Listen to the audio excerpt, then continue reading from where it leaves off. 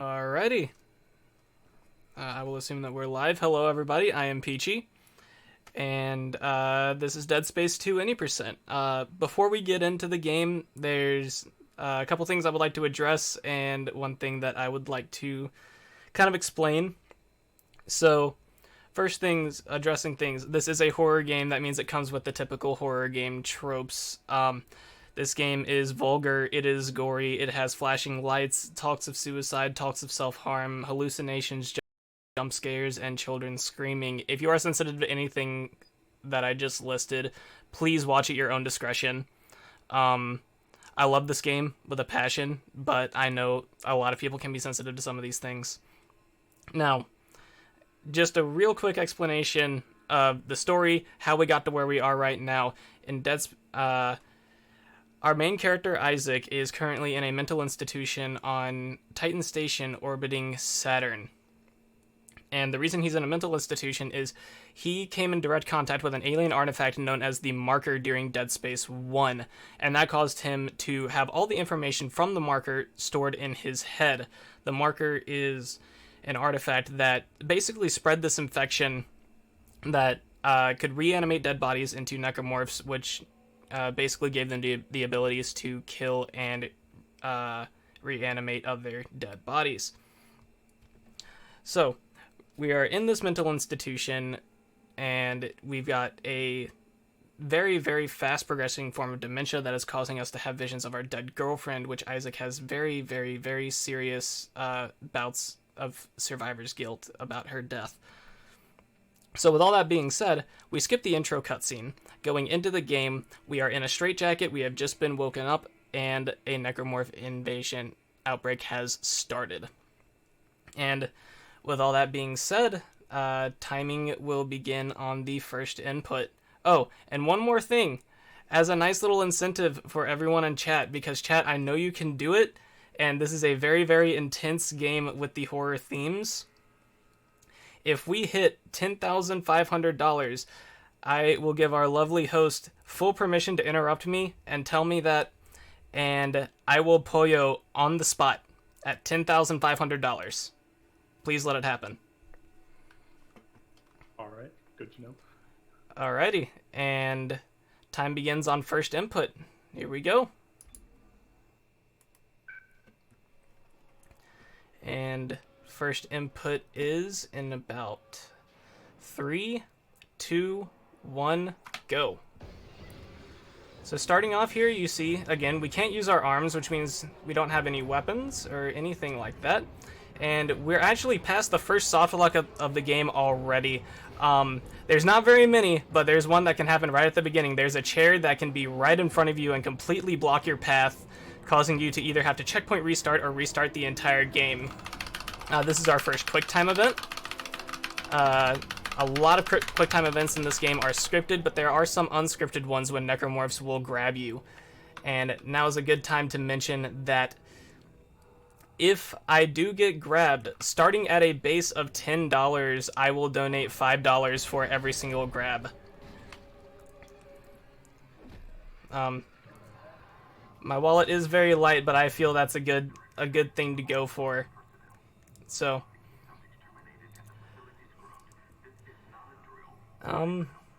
as we come through here, I should probably go ahead and explain what flashlight duping is.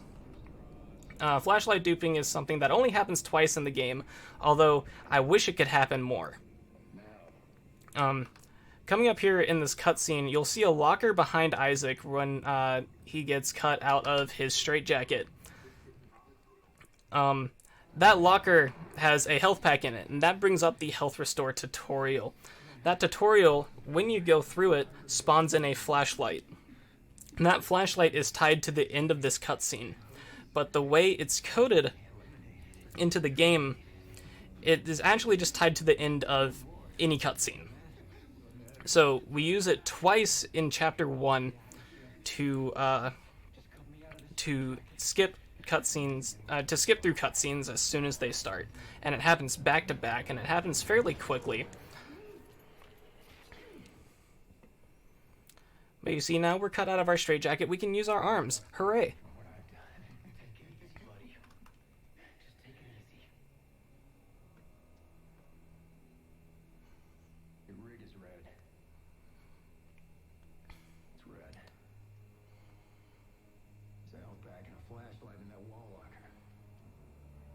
You grab them. Go ahead. Take it. I won't give you any more. Isaac, we're all gonna burn for what we did to you. Alright, so we've got our flashlight, and this is Dana. Dana says she's gonna try to help us, and she's gonna guide us towards her. So that is our main goal of the first part of the game. How do you know all this about me? Your dementia will kill you. But if you can get here, I can treat you and get you to safety. And I'm gonna interrupt Dana here a little bit. Coming up here is our first instance of wall boosting. At a high enough FPS, if you run into a wall, into certain walls, Isaac will just run up them. You can't really see it too well, but you can see Isaac's character model kind of rise there. We just ran up a table that was laying down to kind of skip an area that's kind of in the shape of an S.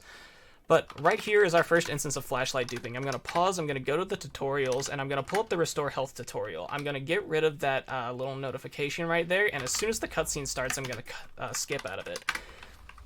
And I'm going to pull it up again, and I'm going to enter this vent. Now, while I'm in this vent, at any point I can get rid of that little tooltip, because at the end of this vent is a cutscene where we fall out of the vent.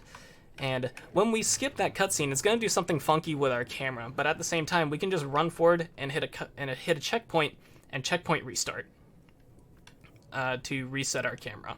And it's the last time we see flashlight duping, so I'm going to get rid of that tooltip and skip the cutscene, run forward, and checkpoint restart. And once our game loads back in, that's all you're going to see of flashlight duping. And the reason that's all you're going to see of flashlight duping is because we're getting a very important power-up here known as Kinesis. Kinesis allows us to pick up objects, and that can be used to solve puzzles, or it can be used in combat. Now, if we were to flashlight dupe after this point, for some reason, we would lose Kinesis completely, and we need Kinesis to complete the game. There are certain areas that are literally hard-locked by Kinesis. You cannot get through them without it. So, right here is our introduction to Kinesis combat. We're going to pick up this pole and use it as a spear. And now we're going to pick up what I thought was going to be that body. Okay, that's fine. Working on the fly. That necromorph is actually coded to have 1 health. Anything will kill it. So we usually pick up that body that's laying right there and just throw it into him. I apparently misaimed a little bit, but that's okay. Can't expect everything to go perfect. Now, we are getting the plasma cutter. This is the weapon we're going to be mainly using throughout the game. However, it's not the only weapon we're going to be using through the game. But it is the first weapon that we get. It's good, and it's trusty. Now, we're going to stall for a little bit to let that necromorph start moving, so we don't get hit as we try to run out of that narrow passageway. We're going to shoot the arms off of this guy so he doesn't hit us, and we're just going to run on through. And there's a loud noise warning coming up right as I round this corner.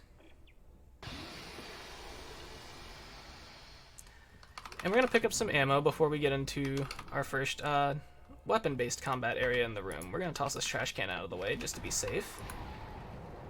So we're going to cut off this guy's legs, and that's so we can use the little spears on the tip of his arms as Kinesis spears, so we can conserve some ammo.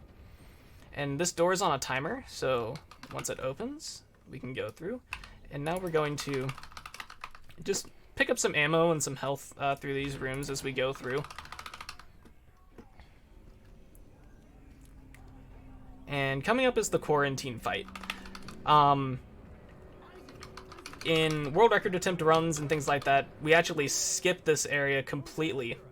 However, I'm not doing it for 2 reasons. Number 1, it's hard. Number 2, I don't know how to do it. But we're going to punch this vent open. And the reason we punch that vent open is so we can see what kind of RNG we get in this fight. So we have 3 different types of RNG. The best is if a necromorph spawns right here. The next is if a necromorph spawns there. The last is if a necromorph spawns there.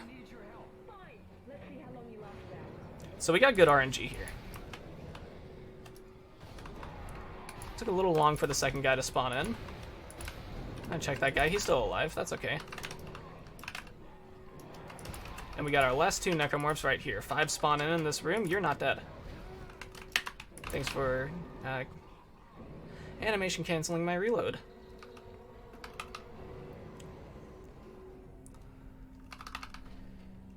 So now we are going to pick up our second power of the game. We have Kinesis, and now we're going to get Stasis. While Kinesis can pick up objects and allow us to throw it around and all that, Stasis allows us to slow down objects and enemies. Now, this is also our first hack panel of the game. I can explain those in just a second. This enemy right here is actually invulnerable until you stasis him and is coded to one-shot you. It is the only slasher in the game that can one-shot you. And I missed my stasis shot there. So we're going to stasis this door because that scanner doesn't recognize us, which means it's going to close the door immediately. Now, in this room is every speedrunner's worst nightmare of this game, and that is the Puker. The Puker, if it hits you, will slow you down for 10 seconds. And if you do not have a change in your health state at in those 10 seconds, you are completely slowed. Your health state can be changed by either healing or taking damage. Got a little jump scare coming up right here, by the way.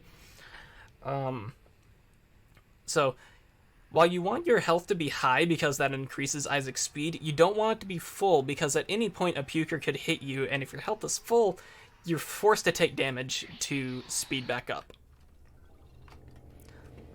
And it's a lot of talking in the first few chapters. I know it kind of sounds like I'm rambling, but it's a lot to explain. Coming up is our first decompression room, where everything just kind of gets sucked out, and you have to shoot a little triangle above the window in order to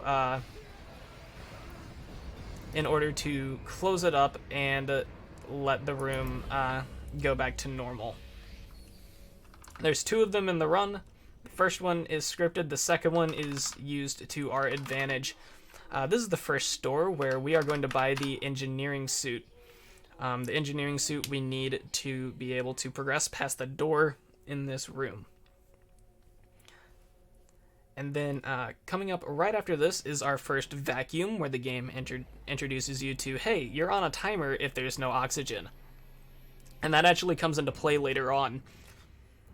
And then we have our first essential boss fight of the run against a necromorph known as the Tripod. This tripod has 2 weak points. Basically at his front elbows. And on casual, those weak points take 3 hits to break off, and once you break off both of those weak points, the tripod dies. So here he is, right here, in all his big glory. So we're gonna stasis him, and we're just gonna shoot. We're just gonna have a heyday. Missed our last shot there, but that's okay. And we are nearing the end of chapter 1. Jesus, that thing was angry. Dana, I'm out of the hospital. Okay, the tram station is just beyond the apartment block. So you're gonna see something really cool here, and it looks like I used Kinesis instantly there. And what that is you can buffer your Kinesis inputs, because Kinesis by default is on the F key. And Kinesis and Stasis are both used while you are aiming down sights. So if you are holding F and then you aim down sights, you immediately use Kinesis. The same goes for Stasis. However, it is a lot scarier to do that with Stasis, especially later on in the run, because especially in chapter 10, where we need to hold on to a stasis pack for the end of the chapter, but we will get to that later. We got a little cutscene coming up here, and then we got our first big trick of the run, which is known as Plant Boost. Plant Boost uses a wall boost to allow us to fall out of bounds and skip pretty much half of the second chapter. So we're going to run backwards here. And we're going to run into this corner, boost up the wall a little bit, and get off the wall on accident. We're going to run into this wall. We're going to run backwards up the plant and boost off of it and over the ledge and fall out of bounds.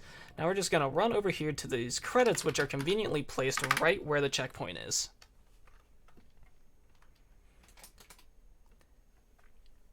And so all we have to do is checkpoint restart, and we have skipped a majority of Chapter 2. Now we got a neat little combat section here where we're going to cut off the arm of this necromorph. There's a leaper right here that's going to charge us, and we're going to miss the spear on him, sadly. So we gotta deal with him a little bit. And we're going to run over to this door, which is locked, and running to that door triggers these exploders to spawn in. Exploders are very dangerous enemies. If they hit you, they knock you back, and they do a lot of damage. And you also don't want to be close to them when you kill them either, because that explosion has a very big radius.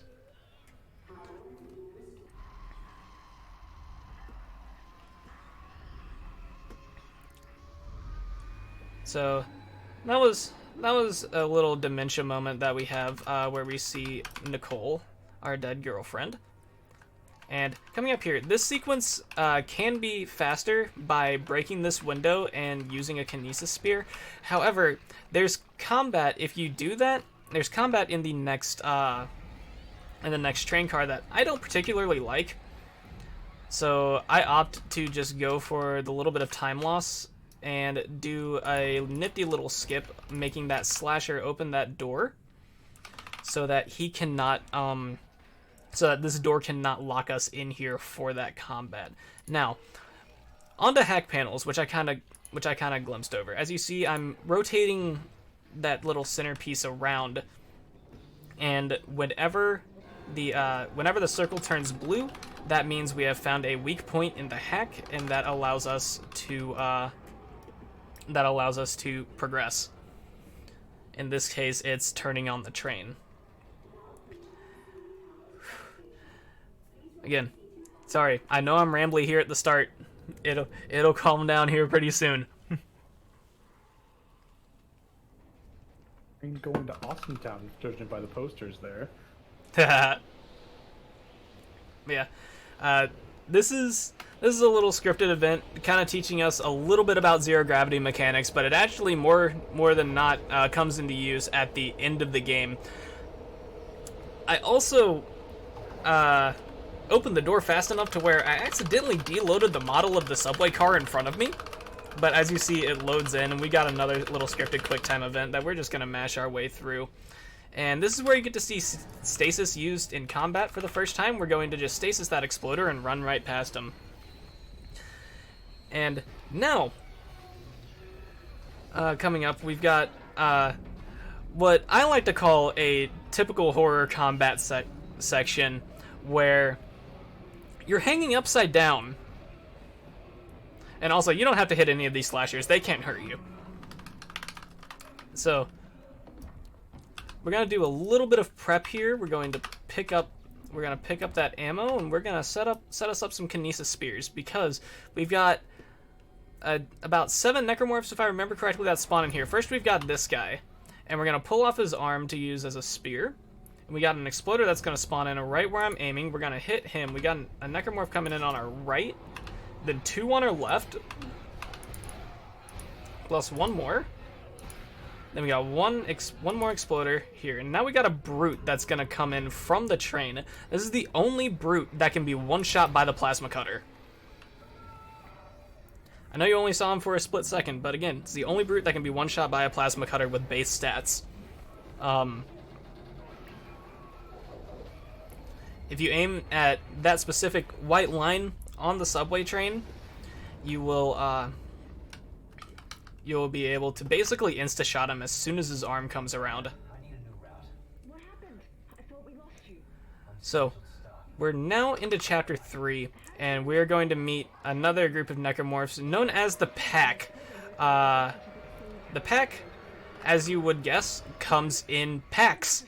I need to count here real quick. 1, 2, 3, and 4.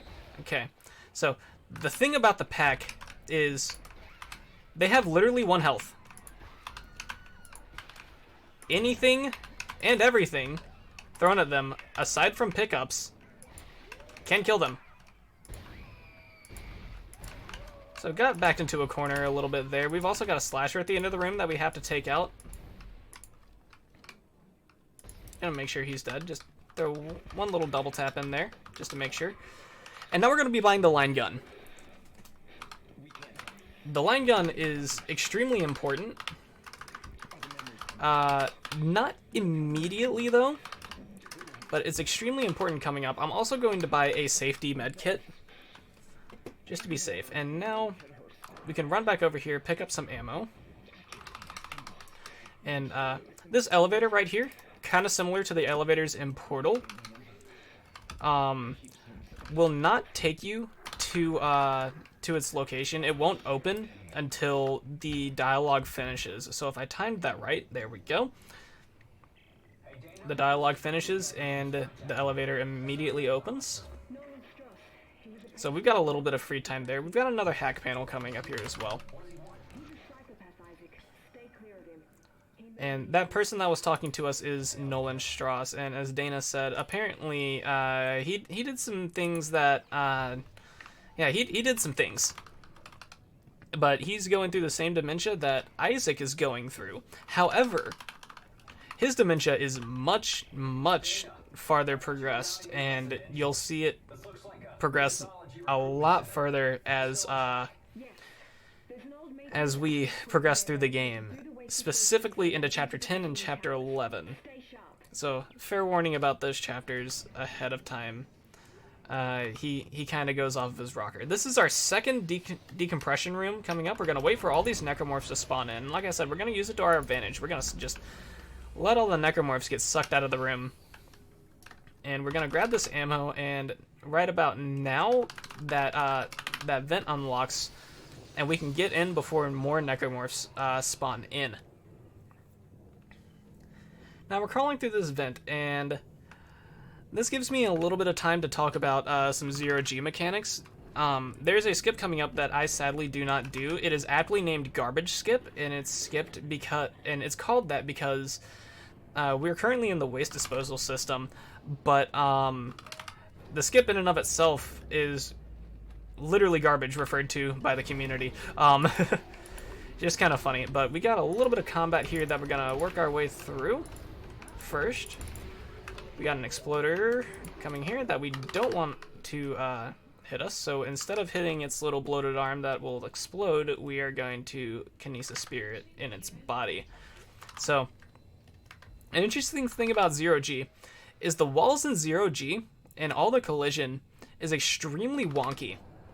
We'll get more into that in Chapter 7, but Garbage Skip basically skips this little tube here. That's all it skips, but it skips it by clipping out where that door is that we opened.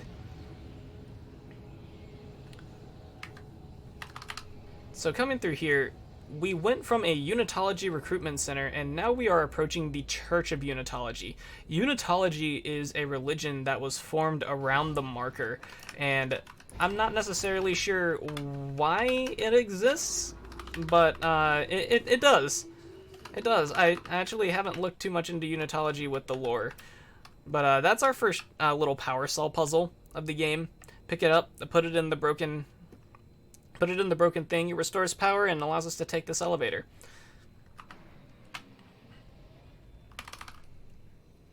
So, we are now in the Church of Unitology. Chapter 3 is almost over, and we got this little Nicole sequence here, and we've got a fight sequence, and then we're into Chapter 4. Chapter 4 has a very, very big skip that I'm going to go ahead and start describing now. Chapter 4 and Chapter 5's maps are both loaded in at the same time during Chapter 4. So, what we do in Chapter 4 is we clip out of bounds with a floor clip. We use an instance of wall boosting to we use an instance of wall boosting to make us climb out of some to allow us to climb up some out of bounds collision, and then walk across the ceiling of a room to a specific area of collision that we can run off at a certain angle and pause buffer and load in an area that's halfway through chapter 5. Now, due to the nature of the skip, I do have a safety save in case things go terribly wrong. But first, we have this bit of combat, which is actually going very smoothly. 2 pukers is kind of scary, but the combat ends with this last infector, this bat-looking necromorph. So now, this is where the line gun becomes useful. Because to start off the trick, we do what's known as a sign clip, which uses a backtracking mechanic that's built into Chapter 4 against itself. There are fuses on the walls that we can actually break from the other side by clipping a sign through the door and line gun alt firing, which shoots out a timed mine, just like that. And if done at the right area, it will blow up the fuse and allow us to open the door from the wrong side, essentially, allowing us to progress further. Now, sign clips can be very wonky, so it's coming up right here. So we're going to shoot this sign through the door so we don't have to walk with kinesis, because we walk slow with kinesis. We don't want to do that. And we're going to shoot our line gun alt fire. We're going to kinesis it, and we're going to push it into the door. Okay, we did, and that hits the fuse, which is right there. And now comes the fairly serious part of the trick. This table can either be your best friend or your worst enemy, depending on how it's feeling.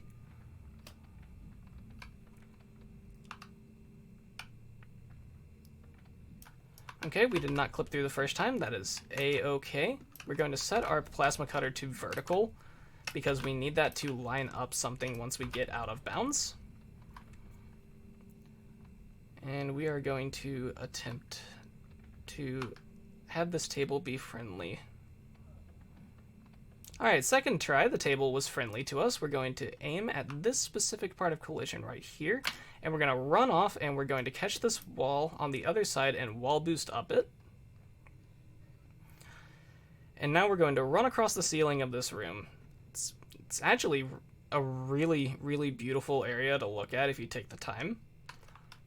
And now, a little bit of focus time here. Need to get at a very, very specific part of this collision. We need to aim right around here, and we need to run off and start pause buffering. And first try, okay, I am very, very happy with that. Okay, so what that was, we are now halfway through Chapter 5, and we have another tripod fight right here. So this tripod's weak point is actually on this tentacle that comes out of its head / mouth, and we need to shoot it 4 times. 1, 2, 3, 3, and 4. Okay, sorry, I haven't been to that phase of the fight in a long time. Now we can checkpoint restart and we can spam reload. Spamming reload is actually fairly important here. So we can spam reload, and there are 16 pack that spawn in here. Once I kill all the pack, we can progress further into Chapter 5. So we've got 1, 2, 3, 4. We're going to heal and pick up this medkit. 5, 6, 7, 8, 9, reload. 10, 11, 12, 13, 14, 15, and we're gonna run to the end, and we're gonna let this last pack come to us. And he's coming up the stairs right now, or should be. Oh, there he is. 16. He decided to go through a vent instead. So, a lot more enemies can spawn in that room, making it very, very difficult to get through. Now we've got another little flashback, flashback slash vision.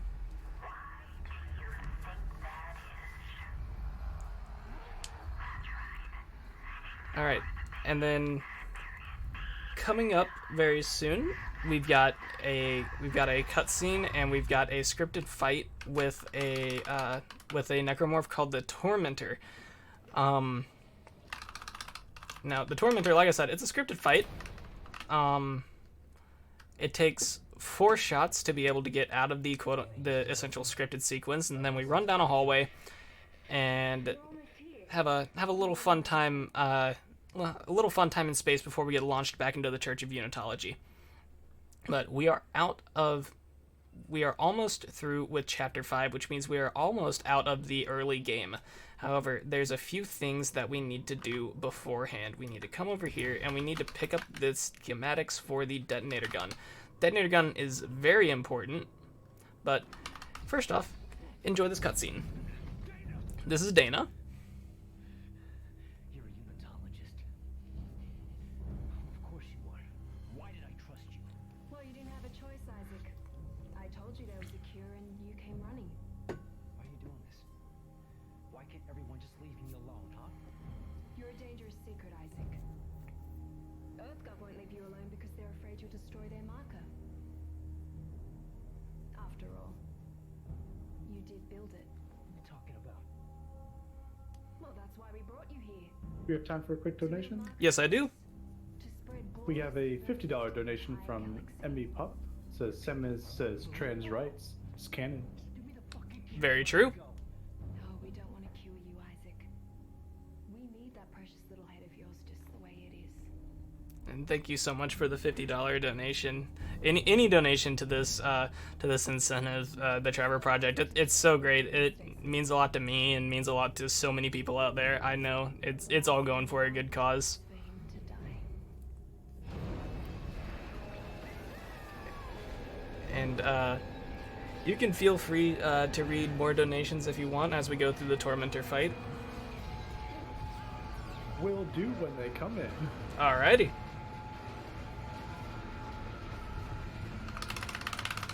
Got a little quick time event here.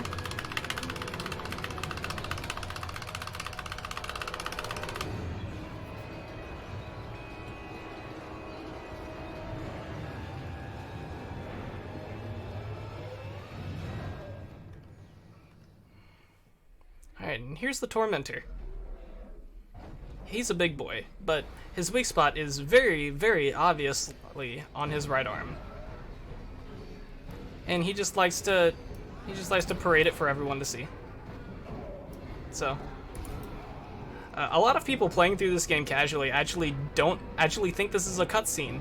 I did the first time playing this, and I died about 3 times to this. Like, I call it a boss fight, but not really. I died about 3 times to him before I realized what I was supposed to do.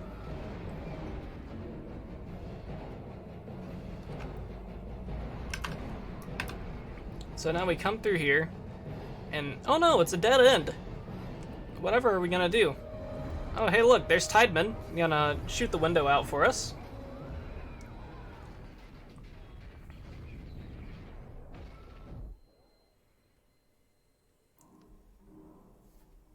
Now we grab onto the ship, but there's the Tormentor following us. And he grabs us right before we escape, but luckily there's these fuel canisters right here that we can shoot and conveniently launch us straight back into the Church of Unitology. Excuse me. So now we have a long conversation with Strauss here at the beginning of Chapter 6. And we're going to do a little bit of inventory management. Isaac, are you there? Can you hear me? What do you want, Strauss? Look, it's over. All my plans just blew out the window. No. Inventory's looking really good. I can't use that. I'm at full health. Okay. We build it. We can tear it down. What, you mean Martha? I'm gonna drop one of these health kits. It's in the government sector. But we have to move now. Now. Because time is running out for me and for us. Strauss, where you going? Alright, so this door doesn't open until Strauss is done talking. And now we need to have our line gun out for this because we've got another new type of necromorph coming up that we need to kill 2 of. And they're referred to as pregnants because they're big and they carry a necromorph inside them known as the swarm. If we're not careful, we will see the swarm. The swarm, by itself, very weak, not something to worry about. But when about 10 or 15 of them are together, they're very deadly. And they just jump on Isaac and do a lot of damage. So the way we handle the pregnants is we try our best to hit them basically in the hip joint. I guess is the best way to put it. And with the line gun, that is a one-shot. So that's 1 pregnant taken care of. Now we're on a little bit of a timer to visit the store, because 2 leapers are going to spawn in as well. So we're going to buy the detonator gun, which we just happen to have enough credits for. That was actually kind of scary. So we got this other pregnant coming here. We're going to try and snipe it in the legs, which we did.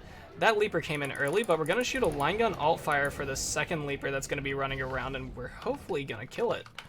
I didn't stick around to look, but this door should open very soon. There we go.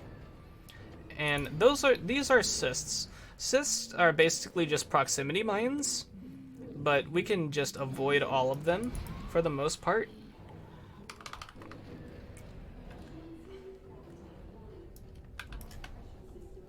You have time for a quick donation? Yes, I do. We have $20 from Botulism Sauce with let's get to 10,500, which is at this point I think about 100 away. Awesome.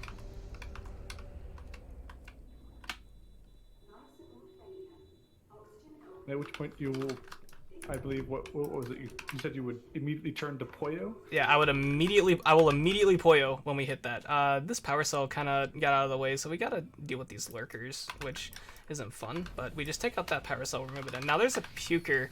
There's a puker in this elevator. This puker actually grabbed me earlier today, but I'm not gonna let him do that today. I'm not gonna hug the elevator like I was in my runs earlier. But if we stasis that puker, shoot off its head, then shoot off its legs, it dies. And for pukers, you typically want to shoot off the head because that means they can't snipe you from across the map. That's not fun. And coming up is a bit of a serious time room. I gotta make sure our detonator and everything is reloaded because this is the first stalker room of the run. This and the next to last stalker room are probably the scariest stalker rooms in the run out of, I think, the 5 that we have to go through. This one, if I get hit by a single stalker, I have to checkpoint restart. So, it requires a somewhat specific setup, but first we kill this stalker with our detonator gun. We come over here, we have to shoot a mine there, shoot a mine there, and now we have to do this hack panel extremely quickly.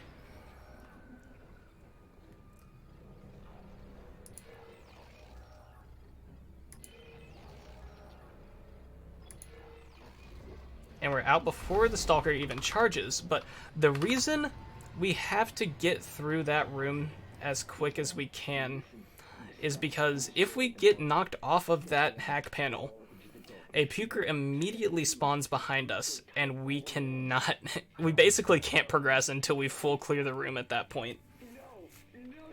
And so it's faster to just checkpoint restart and try again. We're gonna reload our detonator at a very bad time because you can't interact with doors once you're reloading. Alright, so now we're gonna meet Ellie, our feisty second protagonist.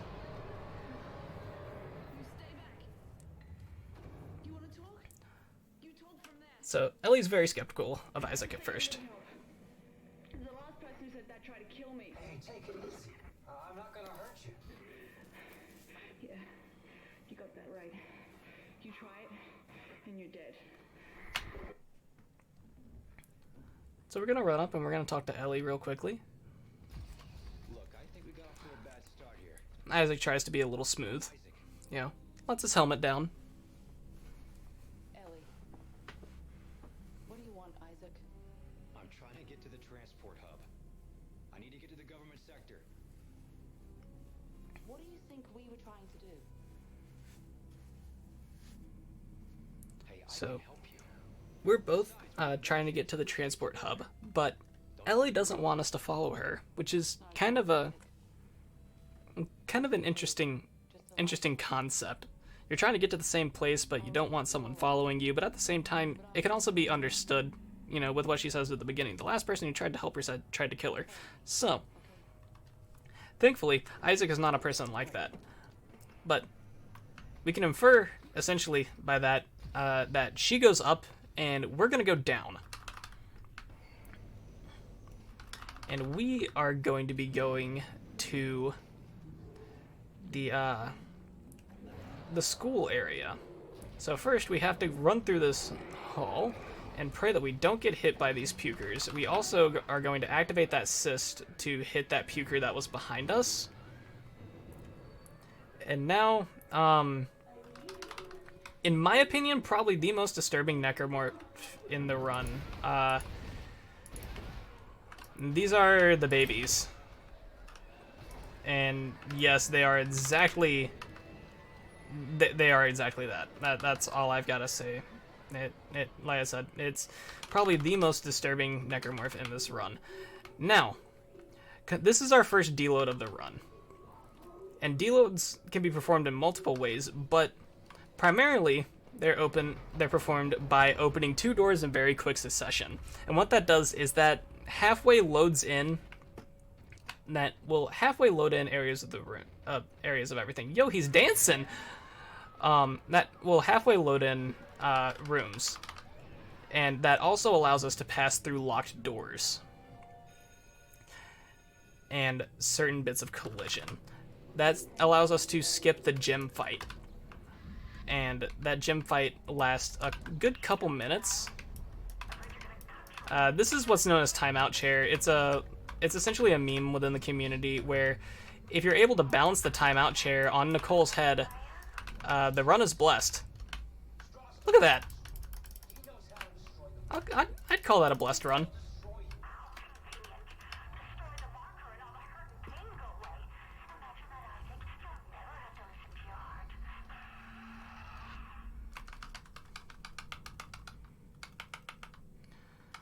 So now we've got a really long elevator coming up where we can do some inventory management. And we actually need to do some inventory management here because we need at least 2 slots open in our inventory. Because we are going to be getting 2 semiconductors coming up very quickly, and those are going to be important at the end of Chapter 7. He looks twitchy. I don't trust him. Don't move. But, the reason I say the end of early game is Chapter 5, despite the fact that Chapter 6 is essentially the halfway point of the game,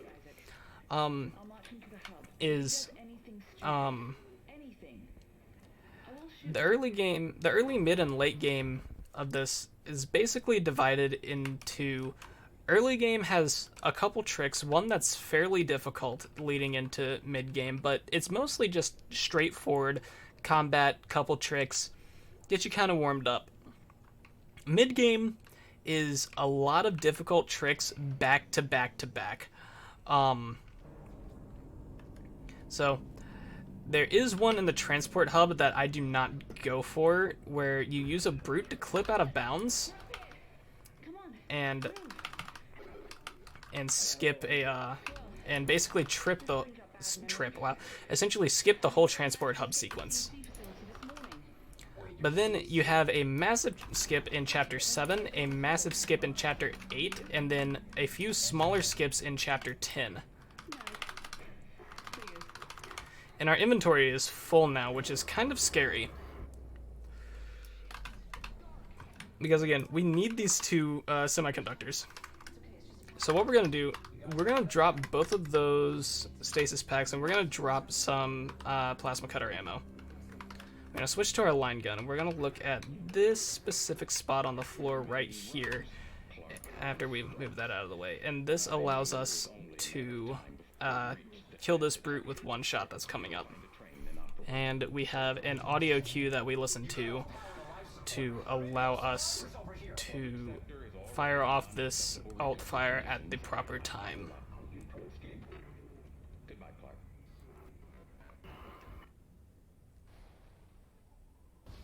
Holy shit, Isaac! Look out! It's headed for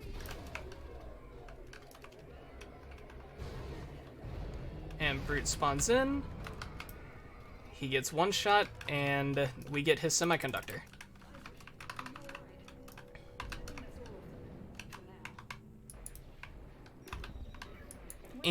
It's like I'm really up there. Look at that.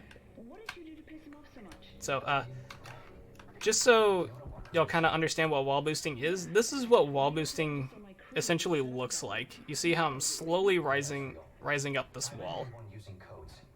So, again, at a high enough FPS, you run into a wall, and you just run up it. So we're going to pull out our detonator here. We're going to make sure it's reloaded. We're going to make sure everything is reloaded here, actually.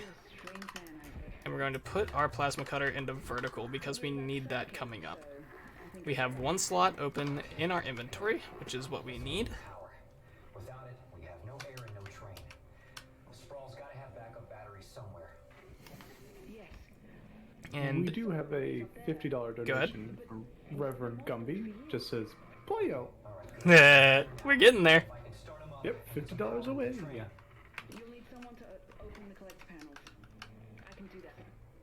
Take straws and keep him safe. Alrighty. So, coming up here, we have another enemy. This is another enemy that is designed to one-shot Isaac. It is called the Guardian, and it is an enemy that is literally just stuck to the wall. However, we can also one-shot it with the detonator. So we're going to enter this elevator, and this is the end of Chapter 6. Now, as soon as we see Chapter 7 pull up, we can checkpoint restart and be at the bottom of this elevator. We've got to kill a leaper and a puker. And now, coming up is one of the biggest skips in the run.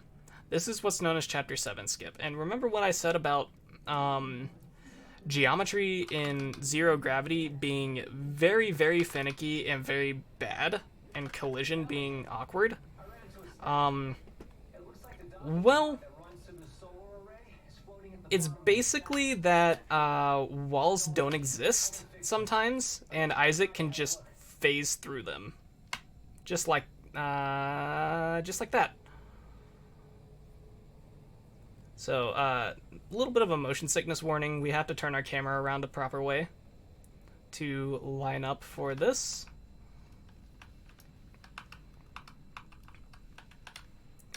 And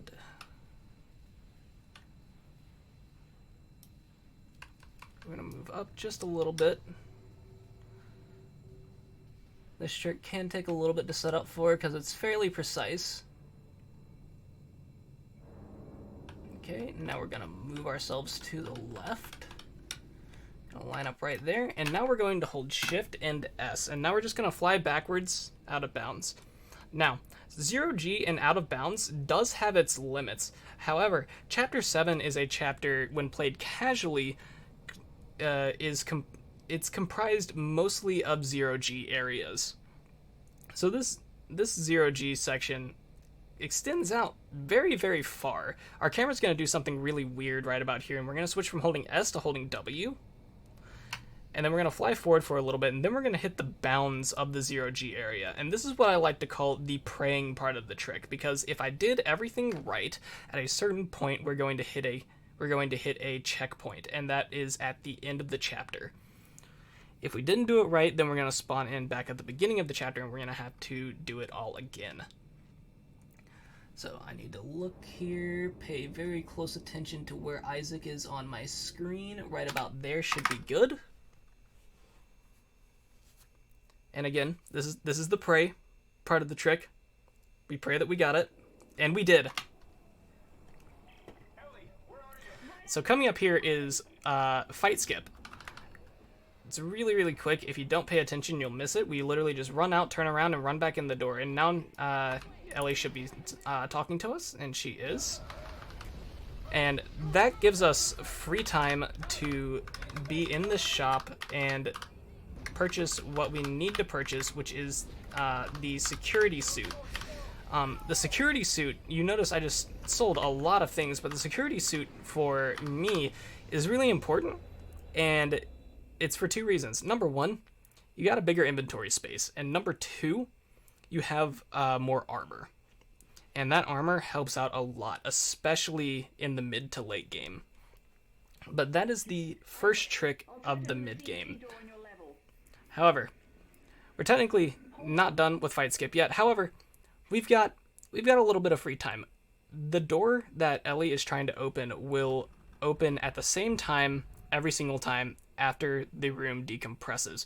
So we don't have to leave here until the timer on Isaac's back says 45. So while we're here, we can just pick up ammo, we can pick up credits, we can do whatever we want. We had a pack that decided it wanted to clip through the door. So that's really interesting. That can happen sometimes. Sometimes the pack just has a mind of its own and it just says, hey, I'm going to clip through the door now. But, so now we're just going to stand at the door, and we're going to wait until it says 45. When it says 45, we're going to open the door, and then stasis the pack and run across. So right about now, we're going to open the door, we're going to stasis the pack, and we're just going to run straight through. We're going to hopefully get damage boosted by this slasher a little bit. It was okay. And the door is opening now. And we're now in the elevator going to Chapter 8. We're gonna check and make sure we're reloaded on everything. Did you make it? And now we have a little bit of a cutscene, giving us some backstory on Ellie, the stuff that Ellie went through before we met her. This morning with a crew of 30 people. But we were overrun. And then coming up right after this, we got another big skip. So in the same way that Chapter 4 and 5 skip works, the deload I'm going to be doing in Chapter 8 works about the same way, except instead of the map being loaded in, instead there is a checkpoint towards the end of Chapter 9 that is loaded in. So we basically we deload the first half of Chapter 8, not even the first half, the first section of Chapter 8, which allows us to get into a section towards the end of the chapter, which we can then do a specific lineup for, do some 0G flying out of bounds, immediately fall out of bounds, and if everything is right, we will hit the load trigger. But first, we're going to make a safety save. And the reason we're making a safety save is for one reason and one reason only. If we miss the lineup, if we miss the trick, we are soft locked. And we don't like that. Despite the fact that I have a safety save after this skip, I would rather show this skip off if I can. So first things first, we're going to shoot that slasher with the line gun, and we don't have to worry about the line gun anymore now. Instead, we're going to pull out our plasma cutter, we're going to change it to horizontal, and now we're going to trigger this flashback sequence, or hallucination sequence, sorry. We're going to open this door, and this is the perfect room for a deload. So we're going to open this door as soon as we can. We're going to run through here, open this door, run back to this door before this door closes. Sorry, there's going to be a lot of talking. We're going to back through this door while this room is half loaded in, which is going to deload the physics for this room, and we're going to run through this door. We're going to find this semiconductor right here. We're going to grab it because we need it later. We're going to open this door from the wrong side, allowing us to deload this area, and we're going to run through a locked door that's supposed to be right there. And now we're going to face this way. We're going to run backwards through this door, open it from the back end. Now we're going to run ourselves into this corner in this little hallway right here. We're going to line up with this cup that's on the ground, and we're going to slowly move our camera to the left and pray that we don't mess our alignment up too much. My wrist is a little twitchy right now. We're going to move a little bit farther to the left. And now we're going to launch and we're going to fly forward. We're just going to hold W until we fall out of bounds. And now, you might not be able to see it on your screen, but I can see it on mine. If I get this trick, Isaac will flash orange, and he just did. When Isaac flashes orange, for some reason, and that means he hit the checkpoint. And now we are at the end of Chapter 9. We've got another Stalker room right here that we are just going to run through. We're going to pray that we don't get screwed over by these Stalkers. We got a Guardian at the end of this room as well that we're going to shoot, and we're going to grab his semiconductor as well. We like our credits here, because credits are very important, especially at the end of the run. We got a hallway with some cysts in it.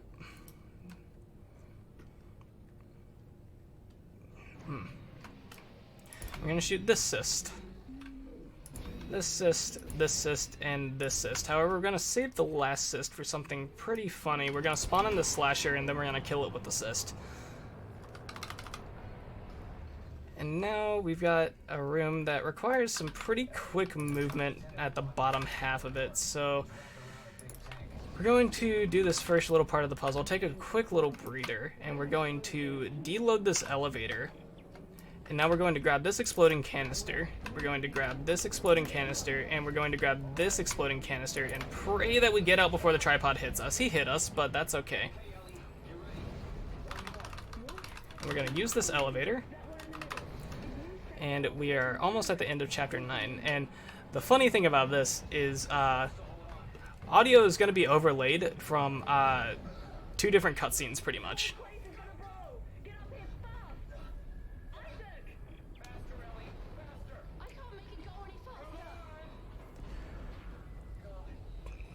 Excuse me. Alright, so we are coming up on Chapter 10 now. Chapter 10 is essentially a throwback chapter to Dead Space 1. It takes place in the USG Ishimura, which is the ship from Dead Space 1. Isaac has a lot of bad memories from this ship, obviously. It's where he went to go try to find his then-dead girlfriend, and essentially where his survivor's guilt came from, because he convinced Nicole to take the job on the USG Ishimura, which he went to repair a communications thing on. So this is a very, very... This is probably the darkest chapter in the game. It's got a lot of moments of Nicole talking with Isaac, and Isaac essentially being weak. Now, we have, and I mean weak in a good way when I say that, by the way. By the way, favorite line in the game coming up right here. Isaac, no. This is a really bad idea. Well, stick around. I'm full of bad ideas. Alright, so we are going into the USG Ishimura. Chapter 10 also opens up with a skip. It's a fairly small skip, but it still saves a few minutes. It's known as Flight Deck / Diagnostics skip, which basically skips the whole first area of the chapter. We go from the first save room to what's known as the Brute Hallway. And it's got a cheeky little despawn if we can get it. It's been very mean to me today, so hopefully I can get it. But we're into Chapter 10. And Chapter 10 is a fairly long chapter as well. There'll be a computer in the flight lounge. I can check the ship's status from there. Are you okay? You sound a little nervous. So we run through here. This place is in a bit of disarray since Isaac last saw it, so we need to clear out this debris a little bit, but we also need to make sure it's not going to be in our way. So we don't like that one. Okay. So now we're going to open this door, we're going to open this door, and we're doing another deload. We're going to wait for that door to close so that this area is halfway loaded in. Now this deload navigation is pretty difficult, so I kind of need to focus here for a second. We're going to be on the wrong side here, but that's fine. We're going to open this door, and we're going to back up and wait for it to close to halfway load in this room. And this is the room that we are going to be doing this skip from. Now, the thing with this skip is this door is directly above a checkpoint, but we need to be in a very specific spot to hit said checkpoint. A little bit farther forward, a little bit farther forward, too far forward, too far back. This could take a couple tries for me to set up. Right there should be good. And we're gonna wait to hear Isaac's pretty little death sound. Right there. And we're gonna checkpoint restart. If I did it right, which that's always a very scary trick to do, but we got it. We are now outside of the brute hallway. And there are 2 brutes in this hallway. The first one we killed, the second one we hope to despawn. If we don't despawn it, I will say though, we will have plenty of credits for the rest of the run. So we're going to shoot a line gun alt fire, and we're going to kinesis this, which is going to spawn the brute in, and he's going to start to charge us, but before he can charge us, he's just going to get blown up by the line gun alt fire. Now,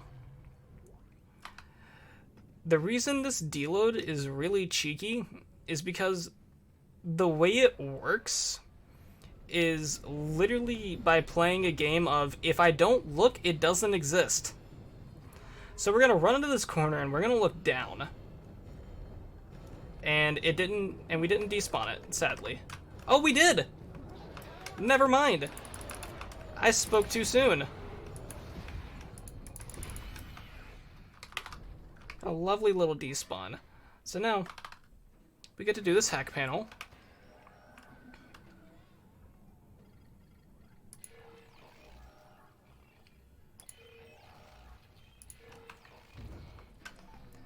And we get to kill this cheeky little necromorph that's on the elevator waiting for us. We're gonna heal ourselves and we're gonna go up to the engineering deck. Okay, no, Ellie, it isn't safe. But I'm on my way to the centrifuge. Just be careful. I'll call you when it's online. So I'm gonna do a quick inventory check before I go into this elevator.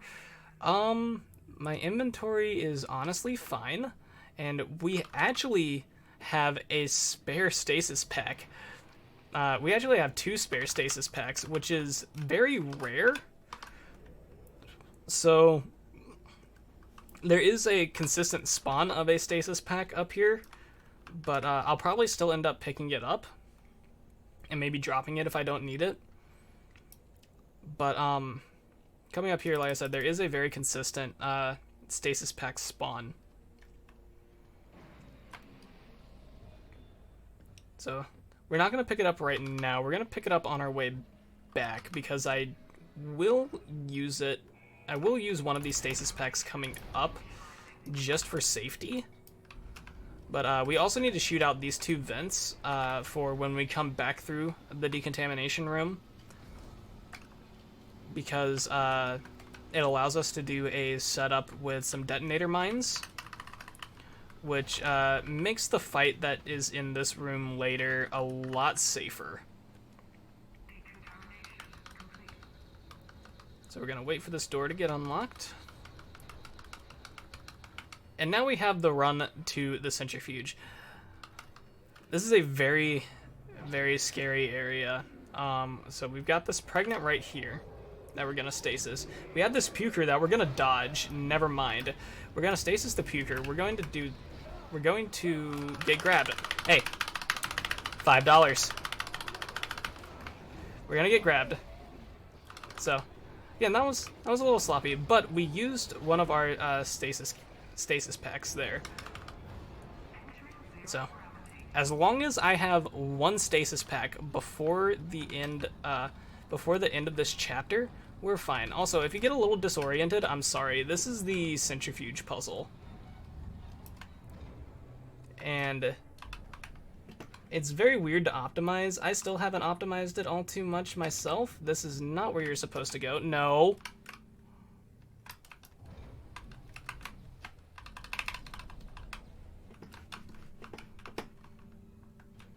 You go in there. Yeah, this was not a good centrifuge puzzle. But puzzles in 0 gravity, what do you expect? And it's very consistent. It's the same, every single time. The same spawn points and everything. Just I did it really weirdly there, and it kind of threw me off. So, Coming up, we got a little flashback slash hallucination. A little throwback to Dead Space 1 with this giant tentacle that comes out and grabs Isaac by the leg. However, it's just a hallucination. So now we get to run through and we get to stasis everything again. We get to stasis all these enemies right here. We get to run past this stalker that's on the ground. We get to stasis this guy. And we get to dodge this puker, and we're gonna shoot off his head just to be safe. We're out of health packs. Okay. This is now very scary. Not anymore. So, decontamination is starting. We're going to shoot 3 very specific, never mind. Those detonator mines are in a really bad spot, but I can't change where I put them now. So we're just gonna pray that they're helpful at some point. So there is a consistent way to get pack to spawn here first instead of there. So they break this window first, but I have a feeling they're breaking this window first. My inventory is sketchy, but I can take a safety save after the decontamination fight. Not safety save, safety store. Just to make sure we're good on items. So that detonator mine is for that pack that spawns in right there.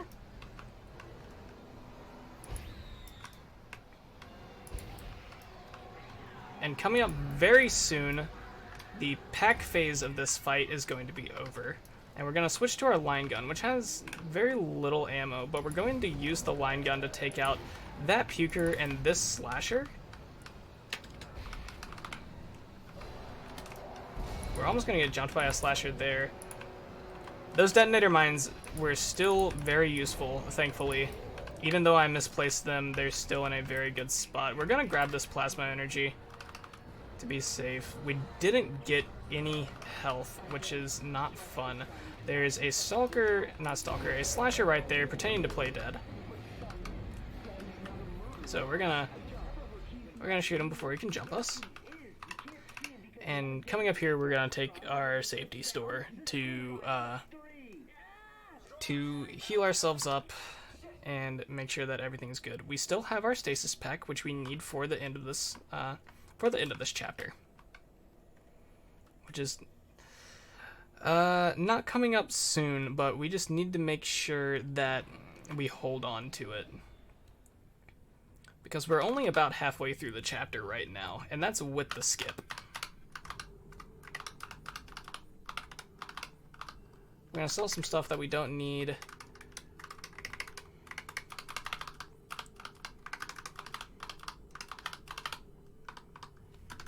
Okay. Inventory should be good now for a little bit. We're not going to heal ourselves up quite yet. I'm gonna move this roll out of the way. So, that is Swarm. However, thankfully, when you enter this tram, they just decide to leave. We're actually gonna heal up right here. So, we are coming up, spoiler alert, on the medical deck, which necromorphs are swarming in through a hole in.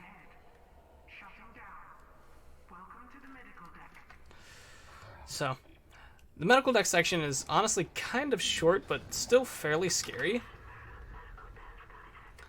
Especially with Nicole talking in your ear the whole time.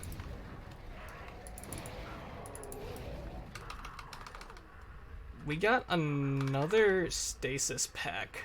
So, we're gonna run through here. We're gonna shoot a detonator mine right there.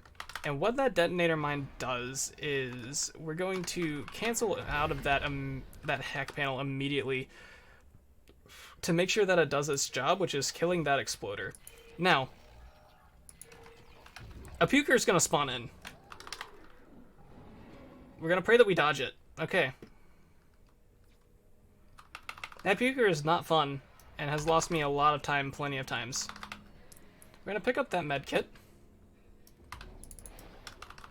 Detonator mines. We don't need those anymore. Like, we are way above what we need in detonator mine ammo.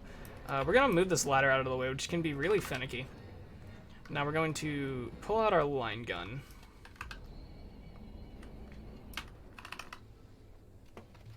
We've got 2 essentially reinforced leapers in this room. So we're going to come down here. We're going to wait until we hear the electricity kill that one necromorph. We're going to shoot this leaper, and we're going to pray that that power cell is nice. We're just going to run through and tank all this damage, because we've got the health kits to do so.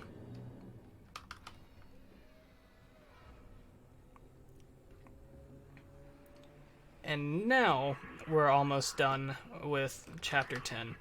And we're about to see the reason why we need that stasis pack.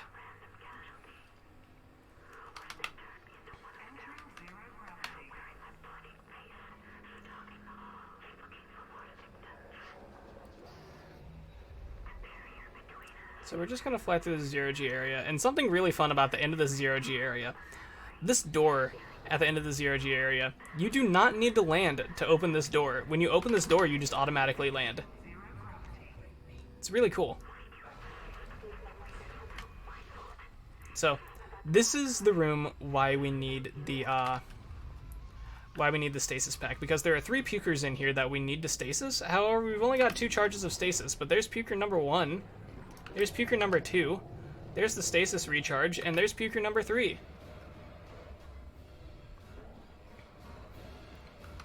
Then also coming up right here is a skip that is always, like, you can always go for this skip, and it only saves about 5 or 10 seconds if I remember correctly. It's called Nicole cutscene skip, and basically at the end of the chapter, also you can just run around while holding E here. At the end of the chapter, Isaac escapes the USG Ishimura by using an escape pod. Nicole spawns in the escape pod when you look at it. So what we can do is we can run through this room looking down and interact with the escape pod before she spawns in, and if done right, we skip the cutscene. However, fun thing about skipping the cutscene there, we lose all game audio for the next minute and a half. So, enjoy your nice little moment of silence. You can read some donations if we have any. Unfortunately, no donations at the moment. Alrighty.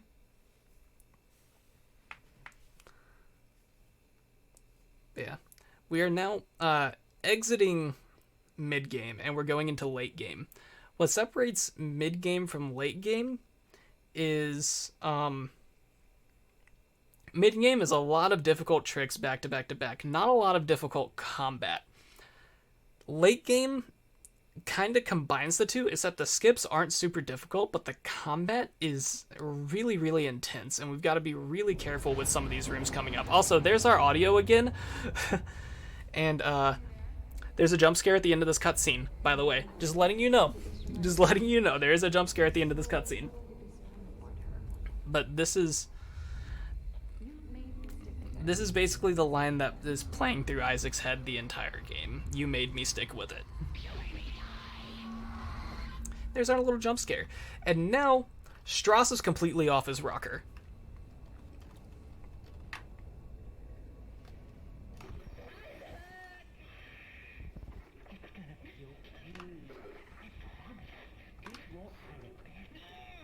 Now pull out our line gun. We're going to open this door before Isaac gets stopped the second time. And this is the only stalker room in the game that we have to fight. So what we're going to do is we're going to aim right about here. We're going to shoot a line gun alt fire. We're going to force this stalker to the back of the room.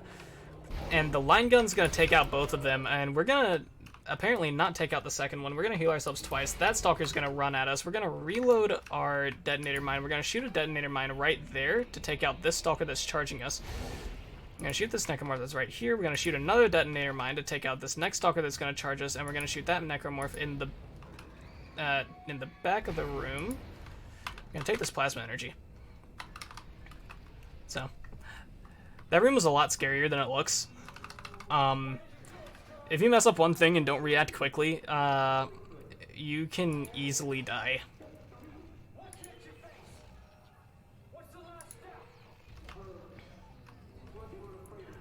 And now we're coming up on a very, very scary room again, where if I mess up any part of this room, I have to checkpoint restart. Because it's a very combat intensive room. However, the community decided, for the betterment of the game, we're not going to fight any enemy in this room. Instead, we're just going to run straight through it and do the puzzle at the end of it. So we're going to stasis this guy, and there are stasis canisters down here that we're going to use. I'm going to wait for these necromorphs to spawn. We're going to grab this stasis canister. Oh, this is bad. We're going to shoot this power cell all the way over here. We're going to heal ourselves. This power cell's in a very, very bad spot. I'm going to checkpoint restart.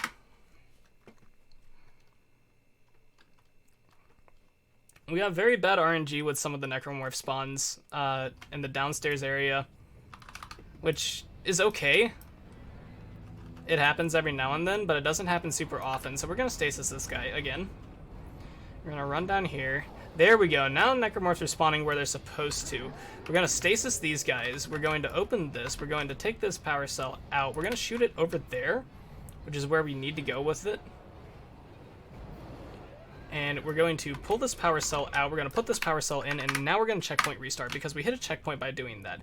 We're not done with this room yet, though. We're going to stasis this puker, and now we are completely out of stasis, and we have to hug this wall really tightly in order to not get blown up. And we're out of this room.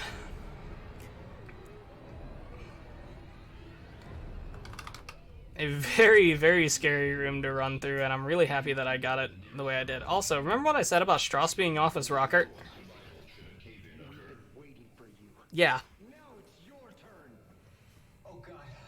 Ellie, step 3. Second favorite line in the game. You owe me an eye, you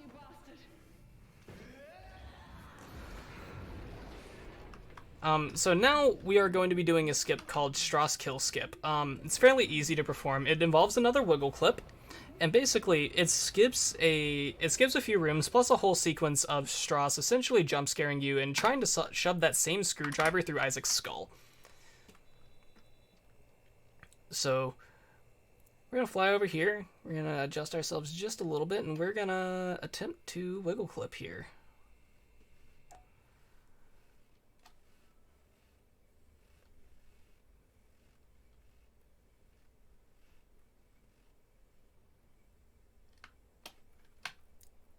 Make sure we're in this corner. This wiggle clip likes me some days and it doesn't on others. That's okay though. We will get it eventually. There we go. We're gonna find where we are. And now we're gonna fly over to this conveniently placed audio log. And we're going to use it to line ourselves up to be able to back up and fall out of the 0G area. And when we fall out of the 0G area, we will immediately hit a cutscene towards the end of Chapter 11. Now, cool thing about this trick, number one, it skips us a cutscene. It skips two cutscenes, actually. It skips one where Nicole jumps us and talks with us. It also skips the cutscene of us killing Strauss. However, the other cool thing is we still have 0G physics for this elevator, at least for a little bit. So I forgot to call the elevator there, which is kind of on me. So we still have 0G physics. You can see Isaac's running really weird. I can launch if I want, but there's also a show that the necromorphs like to put on for us here. So since we still have 0G physics in an area that's not meant to have 0G physics, the necromorphs that come in on this elevator just kind of jump, knock into each other, and miss the elevator completely.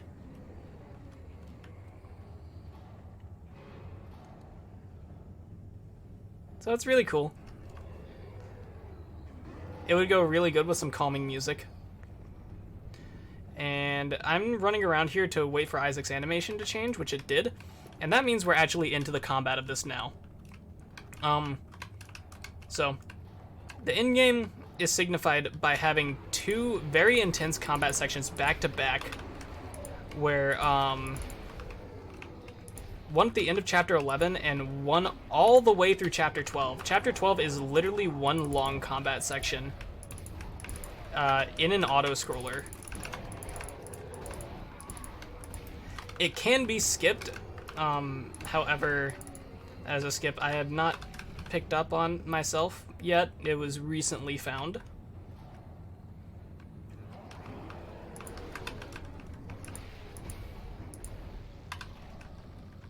So we're going to be doing a little bit of kinesis combat here to conserve ammo.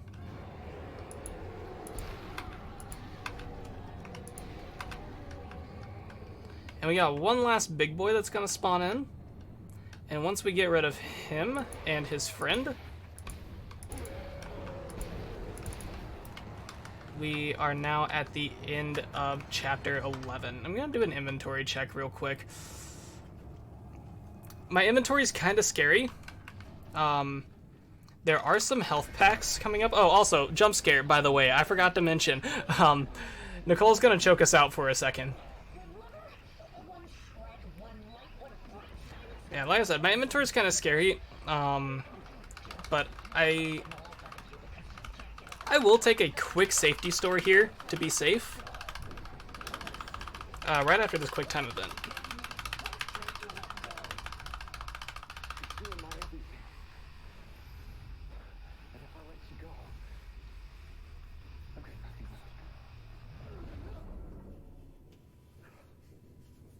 Step 4. Acceptance. Now you're ready to finish this. So the vision of Nicole just kind of walks away. Like I said, we're going to take a quick safety store here, because my inventory is kind of scary. There are med kits coming up very quickly that I can pick up easily. However, my inventory is pretty full of things that I don't need. So we're just going to do that to do some inventory management, but also get some credits instead of just dropping it on the ground. Because we need credits to get the contact beam coming up. And I always forget how much the contact beam is. So right here is drill boost. It's a fun little skip. What it does, it basically allows us to play the drill section in reverse, allowing us to fix the drill and then trigger the cutscene. Where Ellie tells us that the drill needs to be fixed. And what that does, it overlays 2 cutscenes. The cutscene where Ellie tells us the drill needs to be fixed, and the cutscene where Ellie is turning the drill around. And what that does is that gives Isaac invulnerability while the drill is turning around. But what it also does is it protects us from the large amount of pack that spawns in, saves us from a little bit of combat. And now hopefully that detonator mine will take care of this puker. It doesn't look like it's going to, but we can render it useless pretty quickly here by shooting the detonator mine ourselves. So, now we are going to fix the drill, and we're going to do this hack panel, and then we're going to trigger the cutscene of Ellie telling us that we need to fix the drill. Another one around here somewhere. Look. Any luck up there? Well, no, not now. So now we're going to trigger it. It doesn't recognize a new junction. I think I've got it from up here. What? I didn't hear you. Nothing. So the drill's turning around while Isaac is talking to Ellie. However, the game thinks that Ellie... You can see by the way she's moving her arms, the game thinks that Ellie is in the driver's seat of the drill.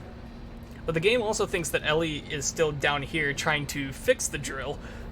So it makes for some really funny interactions.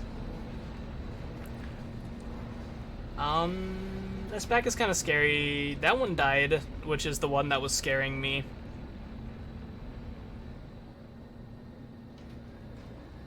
This one is also scaring me. I might get grabbed here, which is fine. just gonna run our way over here. Oh no, we didn't. And we're gonna go up the drill, and now the whole drill sequence starts. Ellie's not in the driver's seat. Who's driving the drill? Oh no. We picked up detonator mines on that, which we don't want. We do not want any more detonator mines in our inventory. It's just kind of a clutter at this point. So, now we have the auto-scroller combat, essentially, of Chapter 12. This is all Chapter 12 is. This is literally the entire chapter now. You're on the drill and fighting off wave after wave of necromorphs.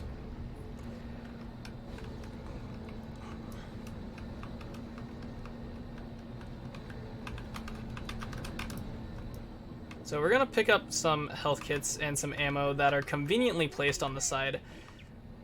And we're also going to wait for these lurkers to spawn in right here. There's one of them. And we're gonna try to snipe them from afar just so we don't have to deal with them. Because they're not fun. They can tank your health if you're not careful. There's also another med kit right here that we're gonna pick up. And now we're just going to try to be really careful with our ammo. I got plenty of plasma cutter ammo and plenty of line gun ammo. I might do a lot of this combat coming up here with the line gun, which isn't exactly the best because the line gun's really slow. But I have a lot more ammo on my line gun than is basically needed. So yeah, with that much left in my plasma cutter, I'm going to switch over to line gun. I'm also going to just shoot that off to the side. So we got this peeker right here. We got plasma cutter ammo, so we're going to switch back to our plasma cutter.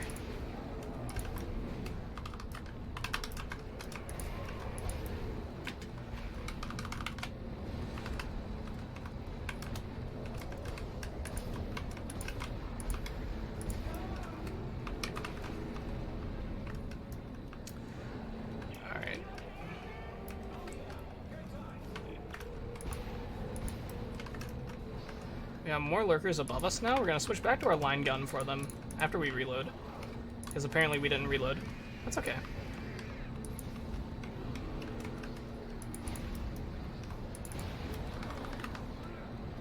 And we're going to use the line gun for the rest of this, which is perfectly fine. It's just really slow and kind of inaccurate when it comes to lurkers. We got more plasma cutter ammo. We got plenty of plasma cutter ammo, actually, so we're gonna stick with plasma cutter for the rest of this. Got another med kit right here that we're gonna pick up. The fuel canister that is usually here is not, which is kind of funny. I might have accidentally hit it with a plasma cutter shot. I'm not sure. But with that necromorph right there, we're done with chapter 12. So now we're coming up on chapter 13. Chapter 13 has one trick at the very beginning that saves a couple minutes. It skips a cutscene and an elevator. And then from then on out, it's pretty much small break, scary room, small break, scary room, small break, scary room, small break, scary room, all the way to the end of the chapter. And then, inventory's a little sketchy, but I can make do with it. And then from there, we have the last trick of the game, which is 14-15 skip, which is exactly what it says. We skip from the beginning of chapter 14 to the end of the game. So, we're coming up on the end of the run. I hope everybody's enjoyed it so far. Straight ahead. We do have a giant drill. You know I'm riding on top of this thing, right?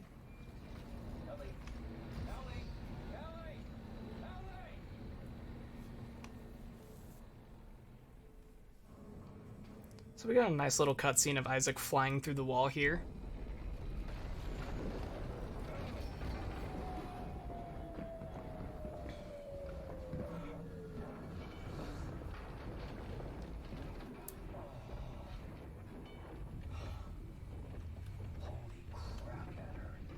Yeah, bet it did, Isaac. Well, we can compare bruises later. But at least we made it, right? And this is most definitely government sector. And I'm guessing that marker of yours is behind that huge door over there. Well, we better move fast. Those things are gonna find a way up the hole we drilled. There's gotta be an elevator or something connecting these floors. I'm gonna try to make my way to you. Alright, I'll meet you halfway. Alrighty. So coming up here is the floor clip that I was just talking about. So first we're going to check and see that those benches are above ground. On occasion they can spawn in the ground, which is not fun. We're going to turn on VSync, which locks the game at 30 FPS, which is not fun to watch. But we take this bench and we can get on top of it in the same way we get on top of the table in chapter 4 and 5 skip. But now we're going to turn VSync off. Having VSync on allows getting on top of this easier. And then we're going to find a weak point in the floor, which we used to kick the bench out from under us, but that's fine. This trick can be very finicky. So we're gonna get the bench underneath us again. It's in a weird spot, but hopefully this can work. No, it will not. The bench just decided it wanted to go and do its own thing. That's okay, we've got more benches that we can use.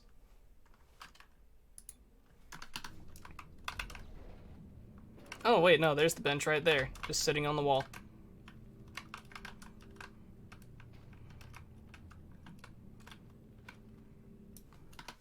Alright, so the bench is underneath us, and there's a weak point in the floor that if we find it, Isaac will just fall straight through once we have VSync on, just like that.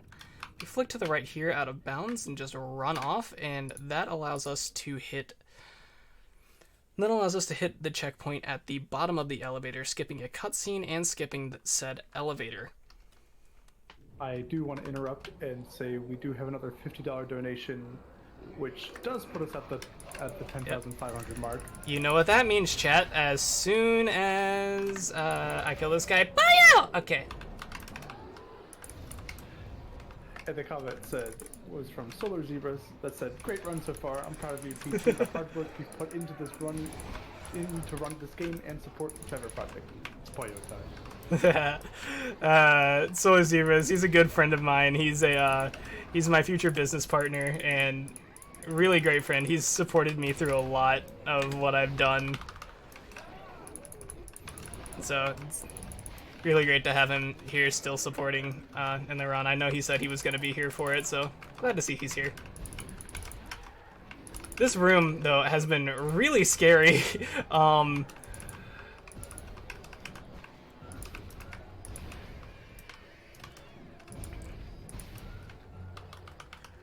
We're just going to pick up all this ammo and health.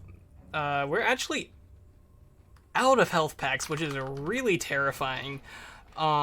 We should be fine though. We're gonna have one coming up on the ground really soon.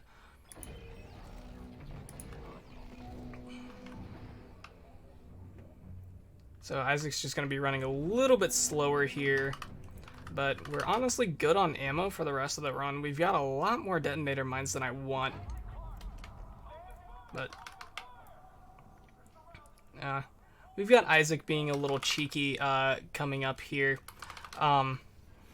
Isaac is going to cut power to this area of the government sector, which allows a blast door to open and allow necromorphs to flood the room that he just ran out of, forcing all of the security guards out of the room so he can progress.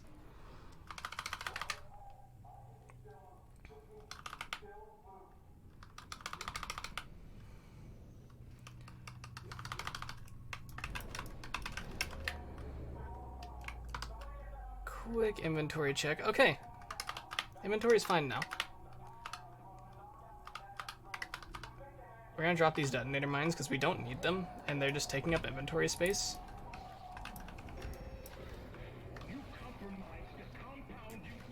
Also, there's a funny little skip you can do here that the community refers to as idiot skip, where you basically, you grab that power cell and you leave before the door closes, and the room that we're going to be running to at the end of this hallway coming up actually deloads as soon as Tideman says idiot, which is why it's referred to as idiot skip.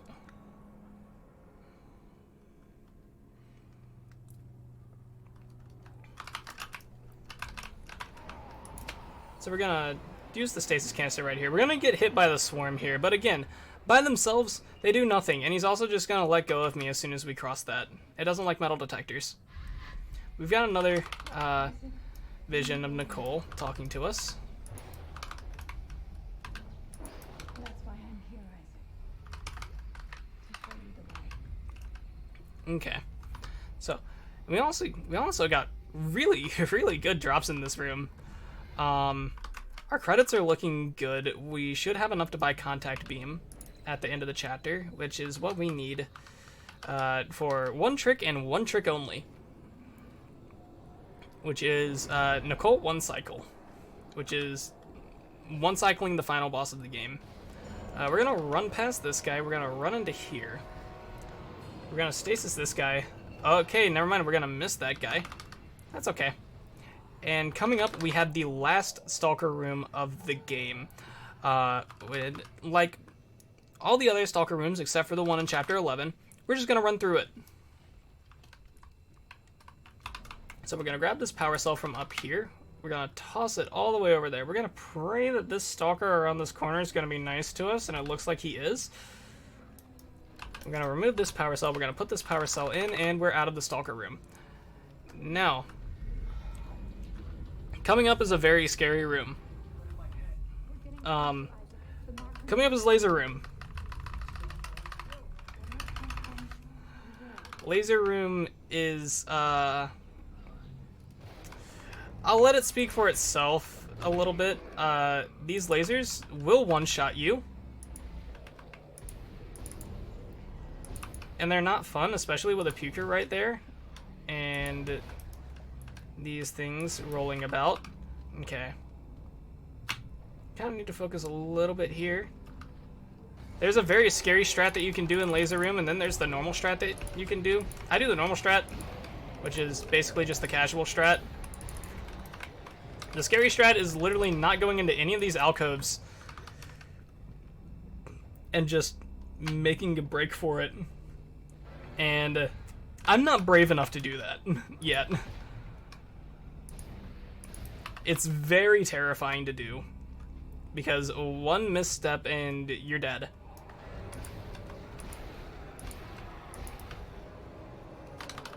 And on PB pace runs, you know, you don't want to have time loss like that, you know, as can be said with any run. And now we got some bad RNG there. That's okay. But now we have another area where you are hard locked by kinesis. So again, if we were to use flashlight duping, mentioned at the beginning of the run, anywhere, we would not be able to complete the run. Now coming up, in my opinion, this is my favorite sequence of rooms. In Chapter 13. Running through them is just really fun. So first we're going to have our plasma cutter out. We're going to shoot this guy, and we're just going to run past this guy. We're going to pull out our line gun. We're going to run into here. And now we're going to shoot a line gun alt fire down at the bottom of this, down at the bottom here. And that's going to kill off this puker and his friend. I was standing a little too close, but that's okay. We're going to pull our plasma cutter back out as a just in case right here. Okay, we're fine. We're going to pull our line gun back out. We need our line gun for a brute that is coming up. So we're going to run to the end of this room, which is going to spawn in the brute. We're going to turn around. We're going to shoot a line gun alt fire, and the brute is going to charge us. I'm going to stasis him, and he's going to die to the line gun alt fire. And we need to make sure that brute dies, because if he knocks us off of this hack panel, it's not fun. I don't know why it's my favorite sequence of rooms in the chapter. It just is. But now coming up is everyone who has played this game knows what room is coming up and knows what is about to happen. This is the infamous eye poke room coming up here. Before we go into that, though, we have to take one last store to buy our contact beam. So we have our contact beam.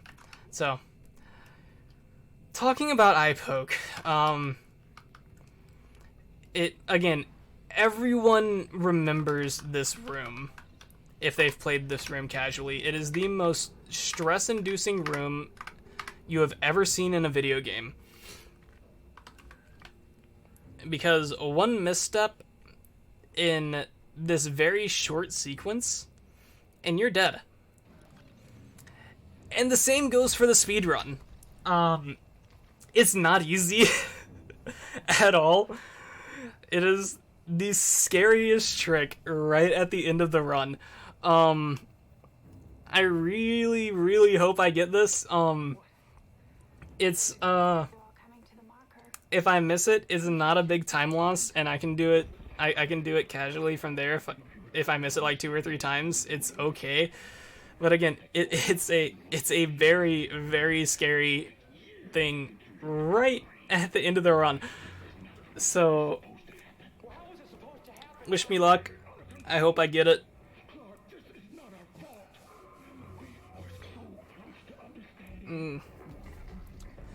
Okay.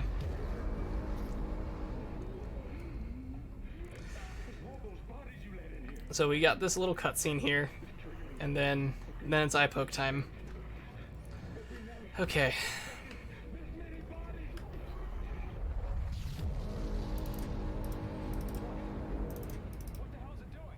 What it was made to do.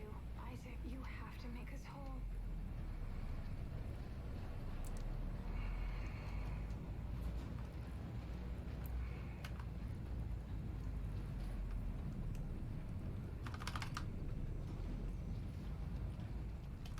Alright. It's eye poke room. If I can activate the thing. Okay. Just like Straw said. The machine activates the parts of our brain where the marker codes are stored. But how does that threaten the marker? I will say also, as a warning, if you're squeamish, look away. Working together. Step 4. And also for good luck, I like to say the line as Isaac crawls in. This is gonna hurt, isn't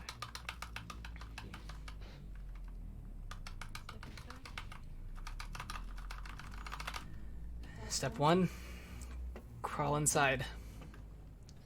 Step 2, the screws go tight all around. Cross my heart and hope to die. Stick a needle in your eye.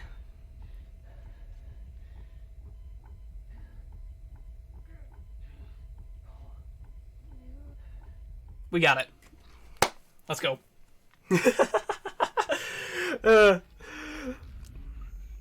That was all cap, by the way. I'm gonna say it now. I played that up just in case there was anyone sleeping in the chat. Wake you up a little bit. Get your heart rate pumping a little bit. The horror block's not over yet.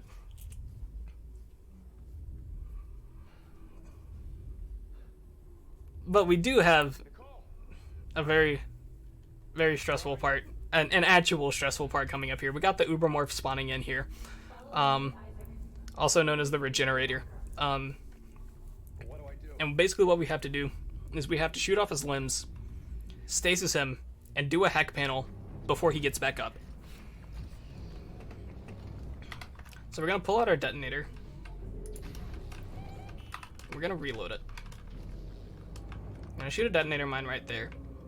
I've never found this detonator mine to be useful, but I like to shoot it there for safety. Okay. We're going to stasis him, and now we're going to do this hack panel, and we're going to do it really quick here. Hopefully. Where? There. There. And there. Okay. Now we're going to take one last safety save of the run. Coming out of this room despawns the Ubermorph. So like I said, we're going to take one final safety save. And I'm going to turn the DPI up on my mouse. And what this does is this will allow me to perform this deload like I need to, because this deload does not halfway spawn in this room. There's no collision in this room.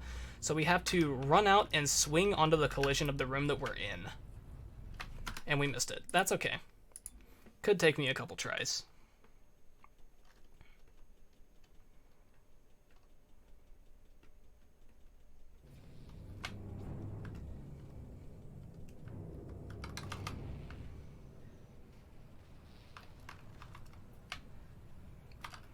Okay, we're gonna perform this deload. We're gonna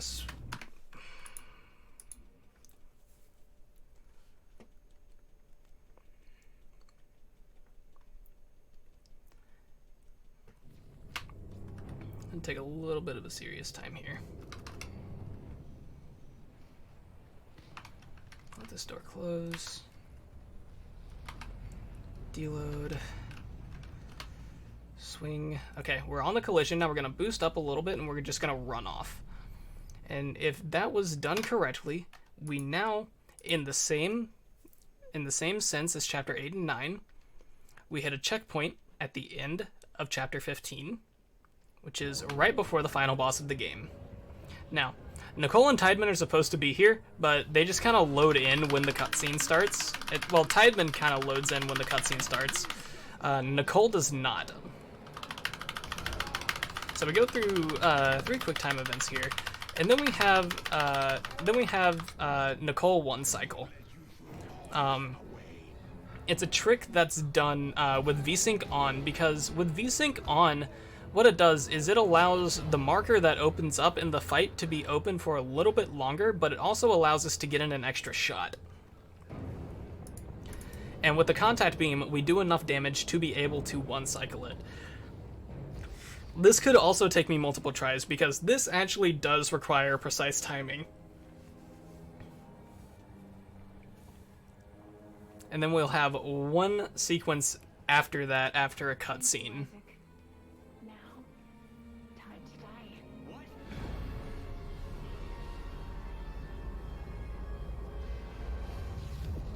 So right here, we are going to pause and we're going to turn on VSync. And we're going to checkpoint restart. Checkpoint restarting here allows us to skip a conversation with Nicole at the beginning of the fight, and it just jumps us straight in. It's a little bit of a time save. All right, I need to focus here. 1, 2, 3, and we got it. I'm going to turn VSync back off just to make the game look a little prettier.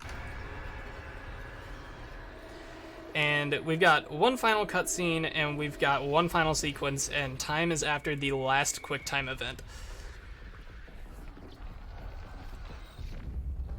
So, doing this last little cutscene, just a few little shoutouts I'd like to give. Shoutouts to Power Up with Pride and the Trevor Project. I love what is going on here. It's incredible.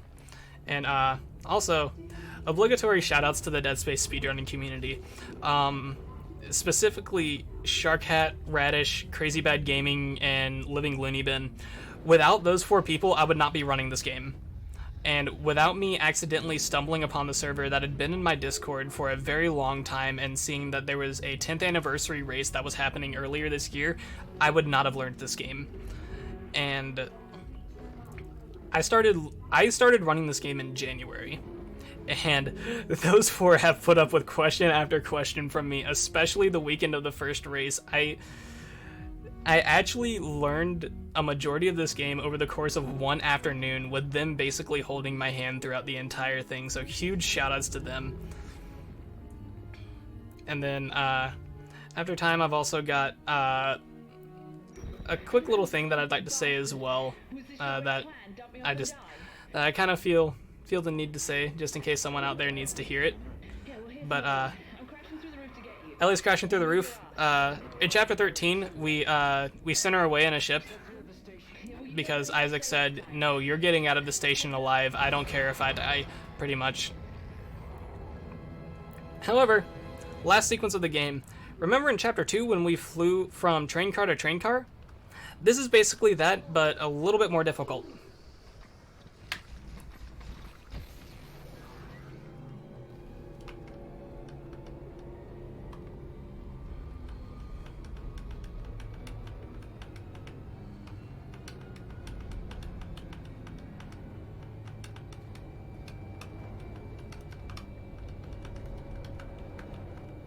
Alright, and here's the quick time event.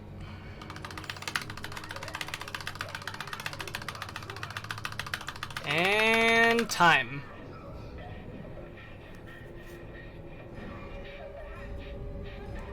So we got one final little cutscene, and then once the credits start rolling, I will say what I want to say. And also, I was running with splits on the side. That was 1 minute and 12 seconds behind my PB. I honestly shattered the goal that I had for today. My goal was to get a sub 150 in in-game time. I got a 144.34. So, GG indeed. Now, after this cutscene, Isaac's gonna look over. Ellie's gonna look at him weird. Little flashback to Dead Space 1. If you know what happens, you know what happens. I'm not gonna spoil it. So, some things I would like to say before I call it and go to bed, because it's almost 3 a.m. for me. First things first, this is Pride Month. If you're not out yet, take your time. Don't feel rushed to do it. Wait until you feel ready. It took me 21 years and then some to really find myself and come out, and, you know, I'm really happy that I waited and didn't rush it. And number 2, it doesn't matter what other people say, what other people think, what other people tell you how to live, or anything like that. I saw this on Twitter the other day, and it literally just said these 3 words: you are valid. It doesn't matter what other people say. Only you can live your best life. Only you can choose what's best for you. And with that being said, I've been Peachy. This has been Dead Space 2 Any%, and